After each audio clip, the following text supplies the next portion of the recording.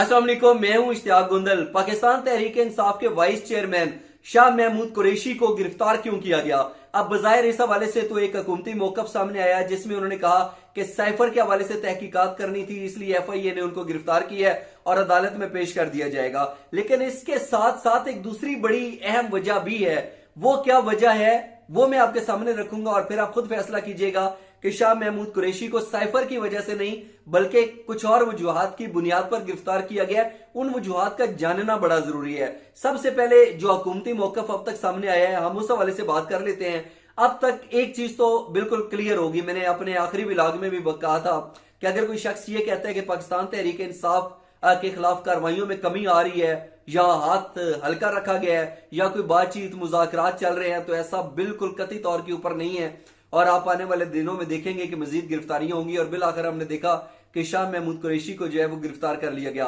अब बज़ाहिर जो है शाह महमूद कुरैशी को FIA ने गिरफ्तार किया और उन्होंने कहा कि सफारती साइफर से मुतल्लिक ऑफिशियल सीक्रेट एक्ट है जो 1923 का, उसके तहत मुकदमे के अंदर वो नामजद थे, इसलिए उनको गिरफ्तार किया गया। अगर हम हुकूमत की तरफ से 3-4 और निकात की बात करें, पॉइंट्स की बात करें, तो उसमें बड़ा वाज़ेह तौर पे बताया गया है कि शाह महमूद कुरैशी को ये जो साइफर से मुतल्लिक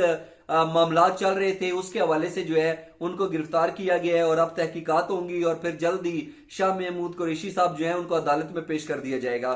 लेकिन एक बड़ी अहम स्टेटमेंट दी है जो पाकिस्तान के निगरान वजीर दाखिला है सरफराज बुगटी साहब, उनका ये जो बयान है इसको बिल्कुल नजरअंदाज नहीं किया जा सकता। और ये बयान हमें बता रहा है कि आने वाले दिनों के अंदर पाकिस्तान तहरीक इंसाफ से वाबस्ता जो आला क़यादत है उनके साथ अभी मजीद क्या कुछ होने वाला है। सरफराज बुगटी ने बड़ा वाज़ेह तौर के ऊपर कह दिया है कि हमें कानून नाफिज करना है और साइफर में नामजद मुल्जमान या जो भी अफराद हैं उनको गिरफ्तार करके अदालतों में पेश किया जाएगा। अब आपको पता है कि साइफर के अंदर जो है वो तो बड़े बड़े अहम नाम शामिल हैं। अब अगर उनके खिलाफ इस तरीके से गिरफ्तारियां उनके अमल में लाई जाती हैं तो अब टाइमिंग इस चीज की बड़ी अहम है कि ये साइफर का मामला तो देखें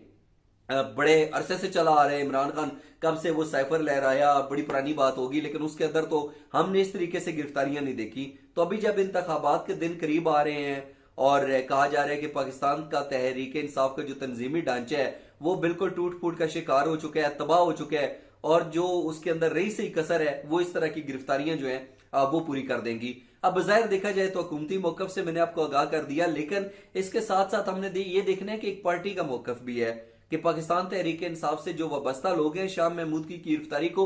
वो किस तरह से देख रहे हैं, किस एंगल से देख रहे हैं। तो उन्होंने बड़ा वाज़ेह तौर के ऊपर जो है वो इतलात सामने आई कि शाह महमूद कुरैशी साहब ने एक प्रेस कॉन्फ्रेंस की और प्रेस कॉन्फ्रेंस उनको करनी पड़ी क्योंकि मौजूदा सूरत हाल में बड़ी अजीब अजीब सी खबरें जो है वो गर्दिश कर रही थी और बहुत सी जगहों के ऊपर ये अफवाहें भी गर्दिश कर रही थी, खबरें गर्दिश कर रही थी। लोग बड़े यकीन के साथ कह रहे थे कि पाकिस्तान तहरीक इंसाफ जो है ना वो खुद इख्तलाफात का शिकार है और उसके अंदर टूट फूट हो रही है और उसके अंदर मुख्तलिफ धड़े बन रहे हैं, यानी कि पाकिस्तान तहरीक इंसाफ जो है वो धड़ेबाजी का शिकार होती जा रही है। तो शाह महमूद कुरैशी साहब ने बड़ा वाज़ेह तौर के ऊपर एक तो इस बयान की नफी की। उन्होंने कहा कि पाकिस्तान तहरीक इंसाफ के दरमियान किसी किस्म के कोई इख्तलाफात नहीं है। और जो दूसरा उन्होंने अहम बात की इस प्रेस कॉन्फ्रेंस के अंदर, उन्होंने कहा कि अगर इंतखाबात के अंदर ताखीर हुई तो हम इस हवाले से सुप्रीम कोर्ट ऑफ पाकिस्तान में जाएंगे, हम जाके सुप्रीम कोर्ट ऑफ पाकिस्तान से शिकायत लगाएंगे, हम जाके उनको अपने तहफात से आगाह करेंगे कि ये देखें 90 दिनों के अंदर अंदर इंतखाबात को ना हमारा आईनी हक है, लेकिन इंतखाबात कौन नहीं करवा रहा और क्यों नहीं हो रहे। इस हवाले से उन्होंने जब सुप्रीम कोर्ट का जिक्र किया और उसके बाद उन्होंने कहा कि कोई नफी नहीं है, तो बज़ाहिर पार्टी का यह ख्याल है कि शाह महमूद कुरैशी जो है उनको इस वजह से जो उन्होंने प्रेस कॉन्फ्रेंस की थी उस वजह से गिरफ्तार किया गया है। अच्छा, अभी एक और बड़ी अहम चीज हो रही है, बज़ाहिर उस हवाले से कोई खबरें इस तरीके से सामने नहीं आई। इमरान खान साहब, सबको ये पता है कि वो अटक जेल के अंदर मौजूद हैं और उस हवाले से मुख्तलिफ खबरें गर्दिश करती रहती हैं अब, और अजीबो गरीब किस्म की, बेतुकी किस्म की। कभी कहा जाता है कि मरियम औरंगजेब, मरियम नवाज और राना सनोला जो है वो वहां पर गए, उन्होंने इमरान खान से मुलाकात की और बड़ी उन्होंने थू फेंकी और इसके साथ साथ उन्होंने कहा कि अंदर से वो शेर दहाड़ा, मतलब बचगाना किस्म की। खैर, इस तरह की बहुत सारी सोशल मीडिया के ऊपर खबरें चलती रहती हैं। मेरे नजदीक उनके अंदर 0.001 भी हकीकत नहीं है, तो उस चीज के ऊपर तो मेरा ख्याल है कि मजीद बात करना मुनासिब नहीं है। लेकिन इस वक्त की जो ताज़ा तरीन इतलात हैं वो ये हैं कि जेल के अंदर, अटक जेल के अंदर इमरान खान से भी तहकीकात हो रही हैं। ऐसा नहीं है कि वो सिर्फ वहां पे गिरफ्तार हैं, बल्कि उनके खिलाफ बड़े प्रॉपर तरीके से, मुनज़्ज़म तरीके से तहकीकात हो रही हैं और ये तहकीकात जो है वो कौन कर रहा है, किस मामले के ऊपर हो रही है, ये जानना बड़ा जरूरी है। अब आपको पता है कि इमरान खान के ऊपर पौने 200 के करीब जो है मुकदमा दर्ज हैं, लेकिन इमरान खान से अटक जेल के अंदर जो तहकीकात हो रही हैं वो हो रही हैं साइफर के हवाले से, वो जो उन्होंने लहराया था। और फिर ये जो इदारा तहकीकात कर रहा है वो FIA कर रहा है। मैं इसको कहता हूँ मुबैना तौर के ऊपर FIA कर रहा है। अब देखना यह है कि अगर वहां पे कोई तहकीकात होती हैं और फर्ज करें कि जिस तरीके से इमरान खान साहब तोशाखाना केस के अंदर अटक जेल गया है, अगर फर्ज करें कि उसके अंदर उनको रिलीफ मिल भी जाता है, तो ये बड़ा क्लियर नजर आ रहा है कि अभी इमरान खान को रिलीफ नहीं मिलेगा। साइफर का मामला है, अलकादर ट्रस्ट यूनिवर्सिटी का मामला है, और बड़े मामला आते हैं कि इमरान खान की या तो तोशाखाना केस के अंदर ही जमानत नहीं होनी, नहीं निकलना उन्होंने बाहर, ये फैसला बरकरार रहना है। और अगर खुशकिस्मती से उनको इस फैसले के अंदर क्लीन चिट भी मिल गई तो भी इमरान खान ने बाहर नहीं आना, बल्कि उनके ऊपर एक के बाद दूसरा, दूसरे के बाद तीसरा, चौथा, पांचवा, छठा, इस तरीके से लंबे चौड़े जो मुकदमा दर्ज किए गए हैं एक एक करके, उसके अंदर उनकी गिरफ्तारी के अमल को यकीनी बनाया जाएगा। ये बहरहाल जो खबर है वो तो खबर है। अब जो सबसे अहम पॉइंट है ना वो ये है कि क्या हुकूमती मौकफ दुरुस्त है, ये शाह महमूद कुरैशी के हवाले से जो पार्टी कह रही है वो दुरुस्त कह रही है। अब अगर बजाहिर देखा जाए तो आपको मालूम है कि 9 मई के जो अफसोसनाक वाकयात हुए थे उसके बाद 10 मई को भी शाह महमूद कुरैशी साहब को गिरफ्तार किया गया था, लेकिन फिर 6 जून को उनको अडयाला जेल से रिहा किया गया था। साइफर वाला मामला तो उस वक्त भी था, उस वक्त तो जैसे बाकी हमने शहरियार अफरीदी के हवाले से देखा या अली मोहम्मद खान साहब के हवाले से देखा कि एक केस से निकलते हैं दूसरे में गिरफ्तार हो जाते हैं। शाह महमूद कुरैशी साहब के हवाले से तो इस तरह की कोई चीज सामने नहीं आई थी, और बहुत सारे लोग ये कह रहे थे कि शाह महमूद कुरैशी साहब हैं, उनका एक डबल रोल है, वो शायद जो है ना बजाहिर इमरान खान के साथ नजर आ रहे हैं लेकिन वो इमरान खान के साथ नहीं है। और हो सकता है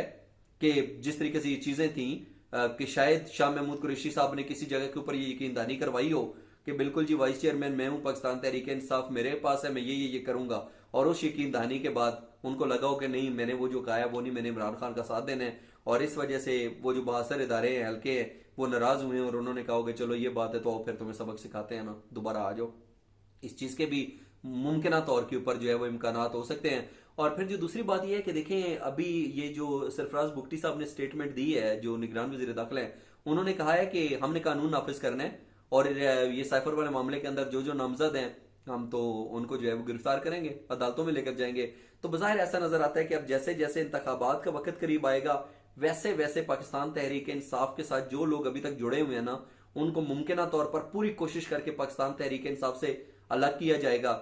तहरीक इंसाफ का जो तंजीमी ढांचा बचा खचा है, जो थोड़ी बहुत कसर रह गई है, उसको भी इसी तरीके से निकाला जाएगा। और वो लोग जो बज़ाहिर अभी तक बड़ा अपने आप को सेफ समझ रहे हैं या वो समझ रहे हैं उन्हें कुछ नहीं कहा जाएगा, अगर वो इतने बासर हैं तो फिर ये जो है ना उनके खिलाफ भी कार्रवाइयां होने वाली हैं। ये बड़ा वाज़ेह तौर के ऊपर निगरान वजीर दाखिला ने ना इस चीज़ का अंदिया दे दिया, उन्होंने एक सख्त पैगाम दे दिया है। अब सवाल ये पैदा होता है कि